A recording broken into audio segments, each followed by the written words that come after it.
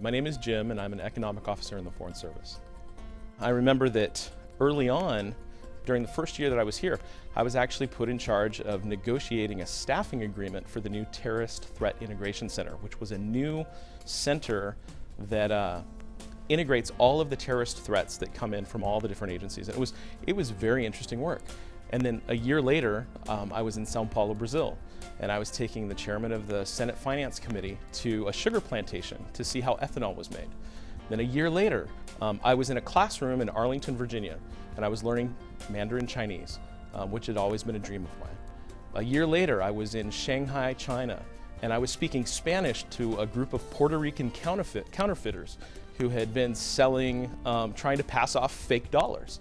And I was talking to them in Spanish and trying to, talk to the jailers in Chinese. A year later, I was in southern China, and I was working with a World War II veteran who had been arrested for public nudity, and trying to convince the local authorities to let him go home where he needed to get medical attention. A year later, I was 5 floors beneath Manhattan, deep in the bedrock. I was in the Federal Reserve's gold vault, and I was doing a briefing and receiving a briefing from the Federal Reserve, where they were talking to us about sovereign debt and paying off different debts using the gold bars that are down there.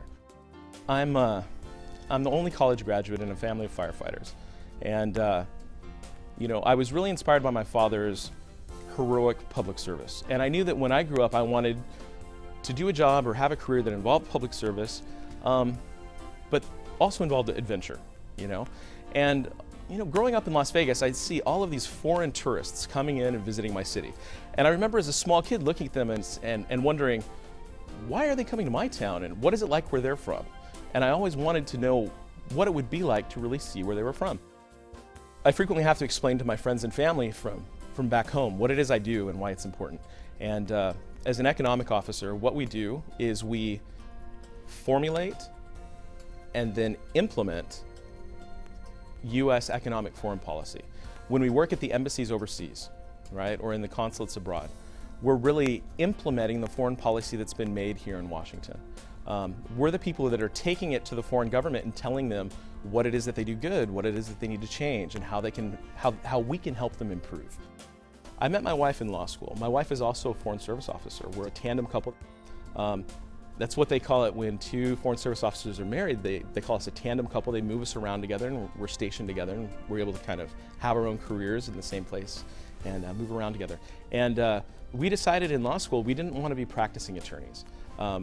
We liked each other too much. We wanted to be able to have a life. And so much of what international law is and what law students think of as being international law is what Foreign Service officers do, especially economic officers, because we're the people who in many cases are actually doing the treaty negotiation. We work with the U.S. Trade Representative's office. We're frequently sitting in on the negotiations and the meetings and the working groups that are leading up to the 2 figureheads who sign that treaty or sign that agreement. We're the ones that are hammering out all the details. We represent U.S. foreign economic policy to the world, to foreign governments and to foreign audiences. And that has an impact. To me, the impact there is actually U.S. jobs. I think of the livelihoods of the people that work back in America, the people that I grew up with, the people that I serve as a public servant. And what I do overseas makes it so that they have a better economic future, and their children and my children have a better economic future. Not only are we talking about having a more prosperous America, but having a more prosperous world.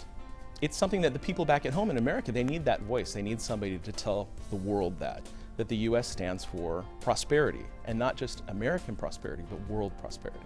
And that's my job.